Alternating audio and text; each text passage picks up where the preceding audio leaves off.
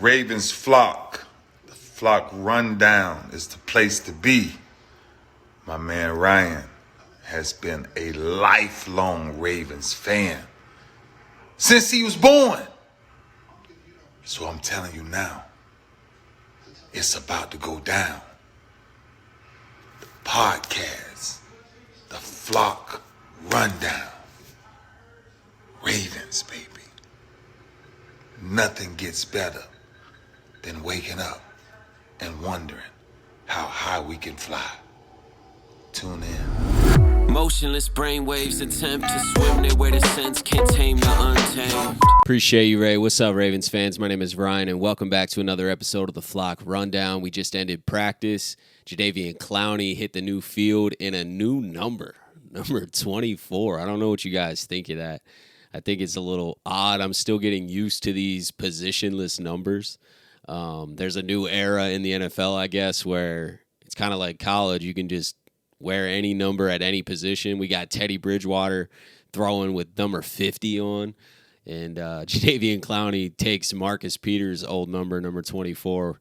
I don't think I love it, but I think that I'm just like a little stuck in the times, I guess. It's not really that big of a deal. I care way more about what the player does on the field and who the player is than the number they're wearing. But aesthetically, just like looking at it and like thinking about buying a jersey or whatever, it does kind of bug me. But I'm probably just stuck in traditional ways where pass rushers wear, 50s, 40s, 90s. And then I've been getting used to the single digits, but seeing a pass rusher wear number 24 is odd. Is very odd. And who knows if he'll even stick with it. I always think that too. Like players change numbers all the time, and there's going to be a lot of guys on the Ravens that are cut and different numbers become available, and Clowney's not going to get cut. So maybe he'll pick a new number, or maybe he's going with number 24. Either way, I'm glad he's on the team. He was going out for a pass today. I saw the D-line was warming up with some go routes and some wide receiver routes.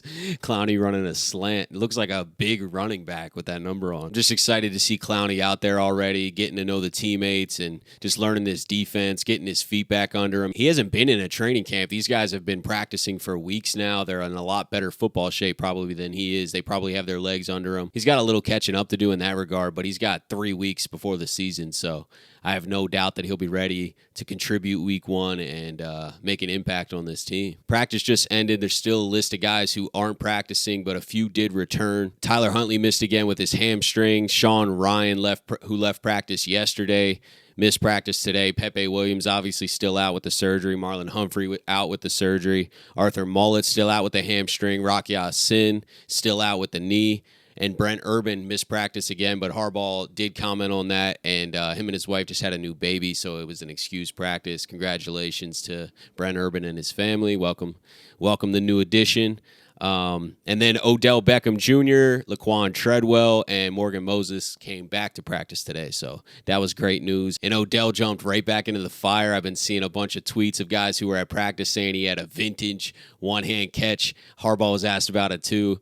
And I guess the crowd roared, and it was a really exciting moment. Hopefully we get some video. There's no video of that right now, so I can't show it to you, but I'm sure you'll see it floating around. Rashod Bateman had a 40, 50-yard catch today, and it's just good to see him back playing with the team and being involved in the offense and making plays. Everything that I've been reading and watching, Bateman looks incredible. So super excited to get him back into this mix. I feel like he can add so much to this offense, and he's kind of been the forgotten piece in a way. We haven't been able to see him with OBJ and Zay Flowers, so really good to hear that Bateman's out there making plays. Zay Flowers continue to make more plays, and this offense is starting to come into form. They've been struggling, and they're still going to struggle. There's going to be ups and downs. I mean, every practice, you're going to have a lot of bad moments and a lot of good moments, but it's just gearing up for the season. So we're still 3 weeks away. These next few weeks are going to be where the team really locks in and prepares for the regular season. It's coming quick, and I can't wait. Jalen Armour Davis left the field early with the trainer. When I first heard that, I was like, here we go again. But Harbaugh commented on it and said this is a part of the process. He's just limited, so he's not getting a full practice in. He said he could be available for Monday's game. So Jalen Armour Davis it's not a new injury, and we might see him Monday. If not, we'll see him at practice next week and hopefully for the next game. It's just trying to get him back. I mean, it's he's getting there. He gets a little sore then the next day. So I tell you, I'm anxious, and he's anxious. He wants to get back out there, and he'll be out there. He might play Monday. If he doesn't, he should be fine next week. But very hopeful for him to get out there and play. We're anxious too. I'd love to see where Jalyn Armour Davis is at. We haven't seen a lot. We've heard great reports earlier in camp, but I'd like to see him in a preseason game just to see what kind of corner we have. Can we trust that option? It's hard to tell not seeing him in live action in the preseason game, and he's a young player. He needs as many reps as he can get. So hopefully he can get back out there. If he's not ready for Monday, then wait. We definitely want him healthy. But I'm excited to see Jalyn Armour Davis soon. It sounds like he will be back in game action really soon, possibly Monday. Tyler Huntley's not going to be playing Monday. It's going to be Josh Johnson first half, Anthony Brown second half. Tyler Huntley has that hamstring injury that he got in the preseason game. He hasn't been practicing, so not a big surprise here. I still think he's locked down the number 2 spot as long as he's healthy. If that hamstring injury lingers and he's not able to run, then that definitely could put a wrinkle in things. But for now, I think Huntley's easily the number 2. But we'll get an extended look at Josh Johnson and Anthony Brown again on Monday. Travis Jones hit the podium today, and one thing that caught my ear was they asked what he was working on in his game, and he said Chuck Smith's got him having a plan before his rush. And we heard Oweh say the same exact thing, and I alluded to that this is probably from Chuck Smith, and Travis Jones saying this confirms this. Chuck Smith's got all these guys thinking of a pass rush plan against the guy in front of them before they actually go. And that's a small thing to the overall process of playing football, but I think that that's a really important addition to all of these rushers to be thinking a little bit more strategically and just